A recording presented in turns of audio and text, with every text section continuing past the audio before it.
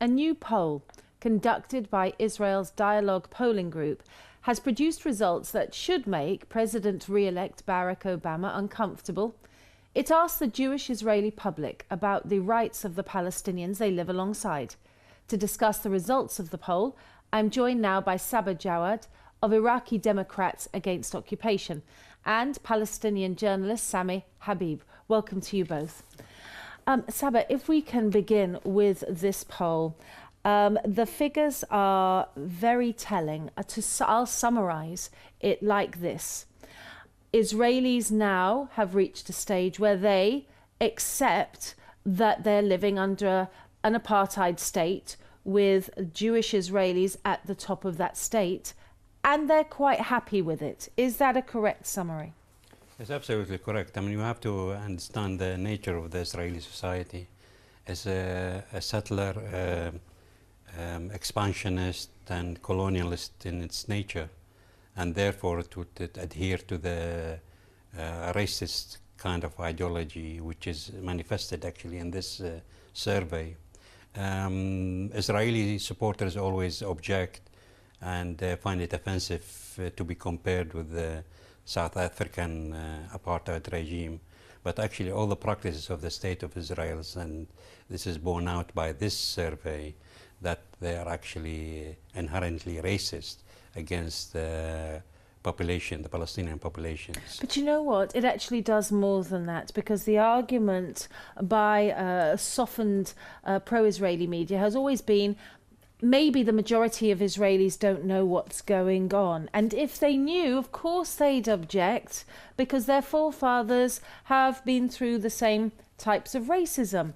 What this says is it's not true. Take us through some of the figures. I mean, it's appalling figures actually, and I mean, they shouldn't be. Everybody should know about this type of mentality which exists in the State of Israel.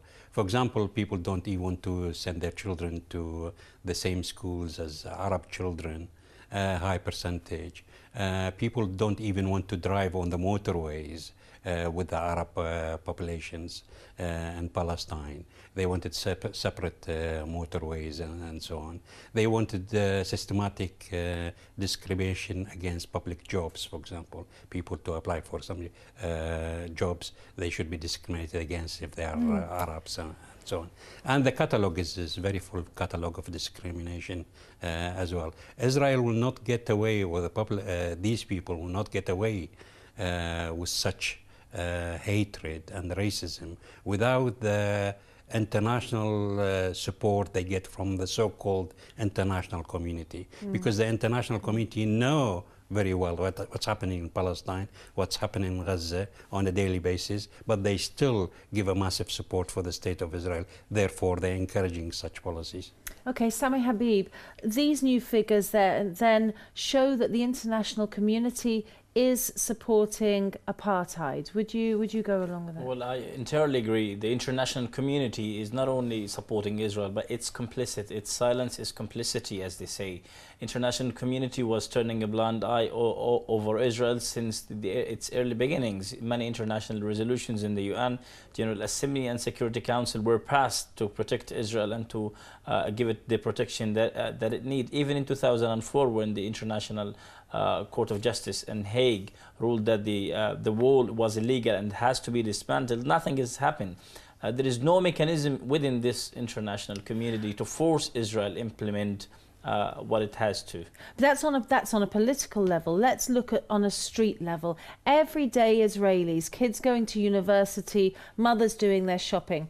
59% of these want preference in public jobs for Jews over Arabs. 49% of everyday Israelis want the state to treat Jews better than Arabs. Tell us about some of the what this translates as an experience of Palestinians living inside Israel. Well, I tell you a fact. You know, it's not Palestinians who are suffering the discrimination. It's everyone in Israel. Israel is discriminate within themselves. You know, the Sephardim, the Ashkenazim, and the sects within Israeli society are discriminated against. For example, the Eastern Jews who from Arabic countries who came to occupy Palestine are discriminated against. Also, if we look into the Arabs who live in the Arabs of 1948 who live inside occupied Palestine, there is, for example, the military service, the compulsory military service. Those who serve within the Israeli army, okay, are getting all the kind of benefits, and Palestinians are not serving, so automatically they're not getting. But in the same time, there are some Jewish yeshiva students, religious students, who are not serving like Arabs, but they get the benefits.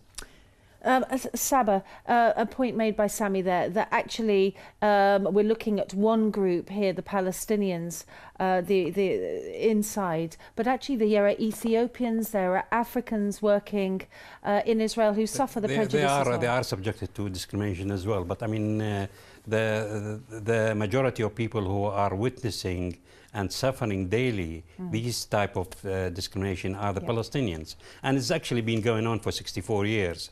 It's nothing just been happening in the past year or 2 years. This is actually since the foundation of the State of Israel, the Palestinian people were subjected to this kind of treatment. And it's no ending. It's not ending. It's happening on a daily basis in Gaza. It's happening on a daily basis, as we heard from your reporters, in Jerusalem, Al-Quds. So it's a daily occurrence regarding the Palestinian people. And actually, it's a process of dehumanizations of the Palestinian people. You know, they use all type of repression, military, psychological, and so on. Even the olive tree doesn't escape from this kind of things. They want to attack the livelihood of the Palestinians to sustain them throughout the struggle as well. Okay, so this poll is just business as usual, perhaps, but what is different is that for the first time, America has a black president serving a second term, and yet he's supporting a state, saying the Israeli state's one of my best friends, a place where 33% of the people object to Israeli Arabs having the right to vote. What isn't being done to make the Obama government and the people of America see this for what it is?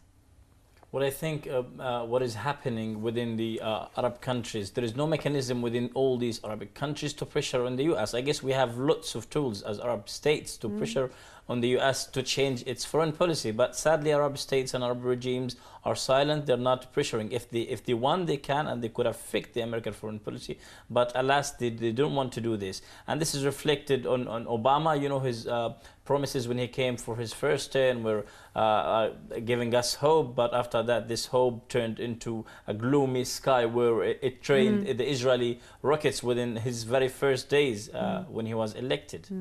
And why aren't Americans seeing that this 33% object to Israeli Arabs having the right to vote, for example, 69% object to giving Palestinians the right to vote if Israel annexes the West Bank? This is back to the 1950s in America. You could never say, you could never picture America saying 69% of Americans feel that Jews shouldn't have the right to vote in America. The reason they accept this happening in Palestine and not happening in London or Washington is simply something doesn't concern them. The State of Israel was created by the West to be an advanced base to suppress the Arab masses, to control the resources in the Middle East, and so on. And therefore, Israel serves the interest of the West primarily. I'm just thinking, you know, what should happen perhaps, Sami, is that a wider poll should be done.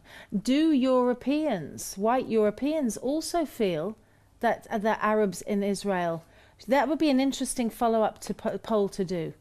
Is it whiteness? Is it supremacy? Is it that Arabs and Muslims have become the other, whereby they should have less rights in the wider mind? Well, you know, there has been this stereotype image about the Arabs, even here in England, that Arabs and Muslims are the other and Israel is us. But this is, I guess, is changing. A recent poll in Norway and Germany a few months ago showed that most of those residents, Norwegians and Germans, they think that Israelis are very radicals. Israelis, they don't want peace. And most of them, the majority of those who were in the poll supported the Palestinians over the Israelis. This shows that the mainstream is I guess, moving towards the Palestinian, but it needs some more time. I guess Israel are losing the mainstream in Europe because of their practices and the flagrant violations that they are doing against international law.